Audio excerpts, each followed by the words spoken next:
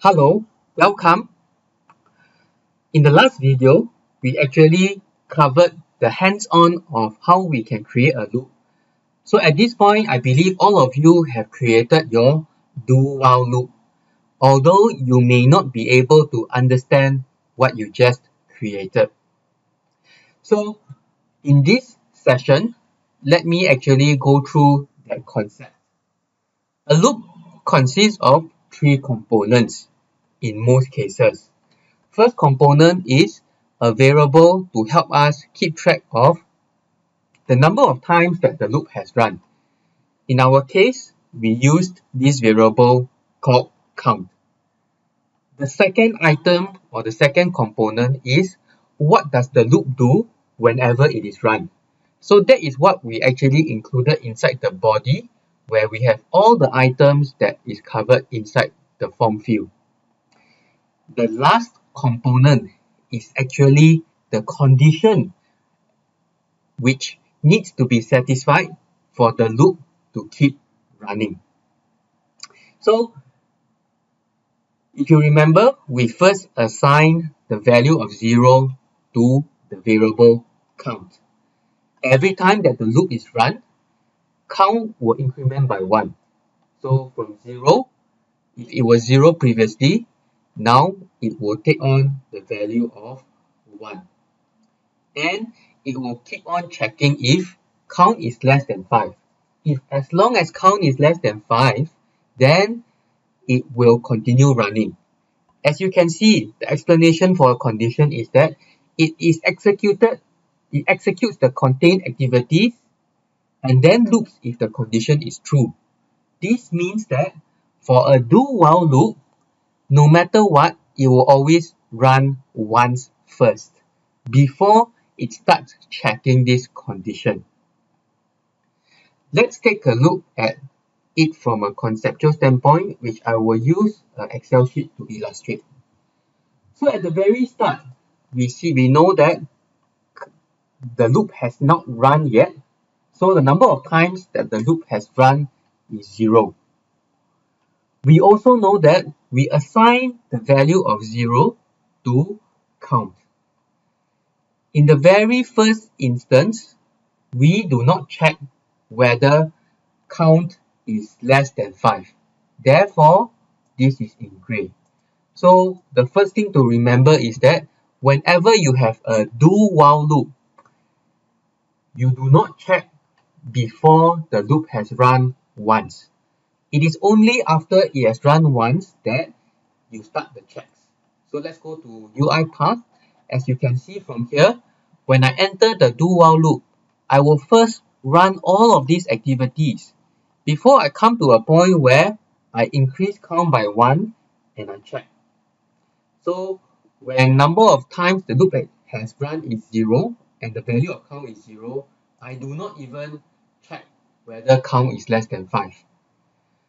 After I have run the loop once, so meaning I have run all of these activities once, I will increase the value of count by 1. So this is where we see this, and this becomes 1.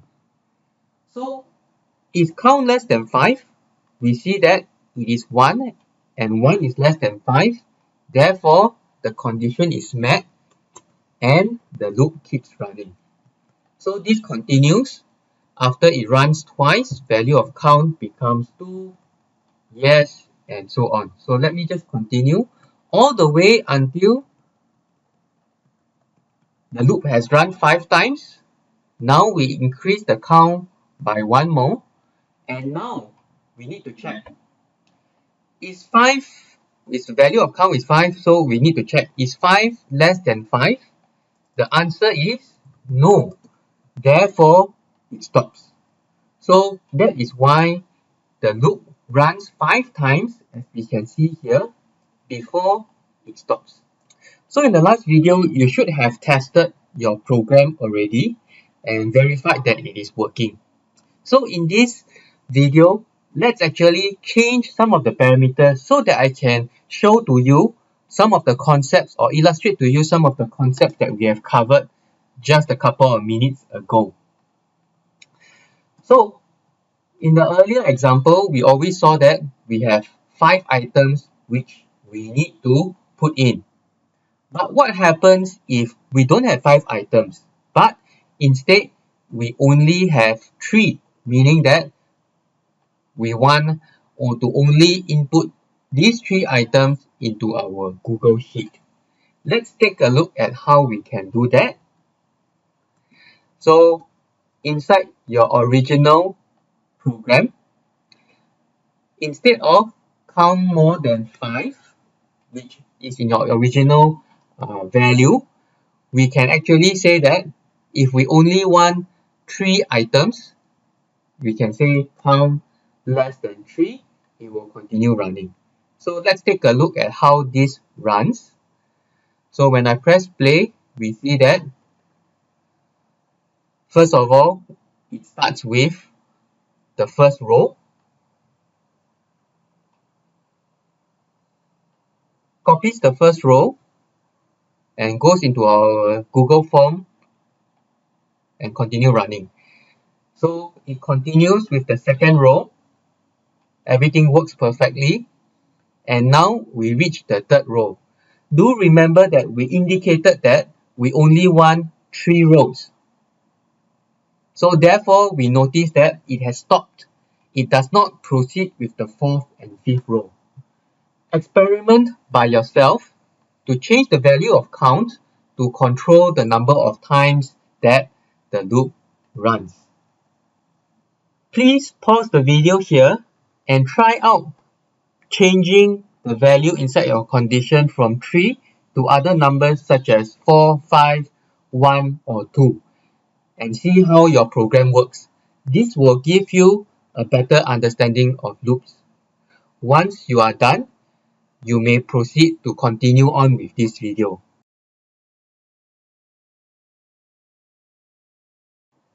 I hope you managed to try out different values within your condition.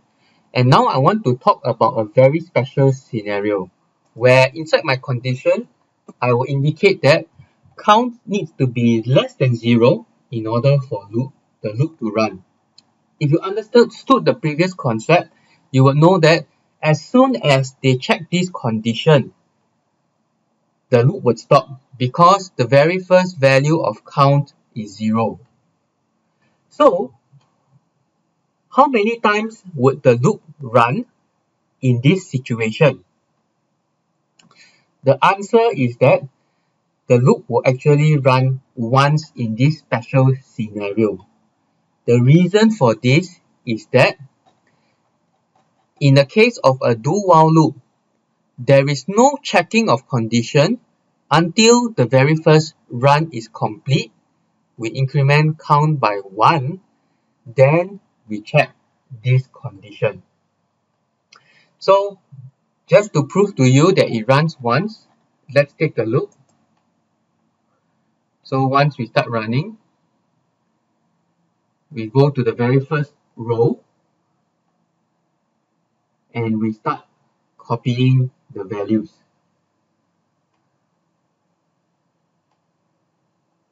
And now the loop stops.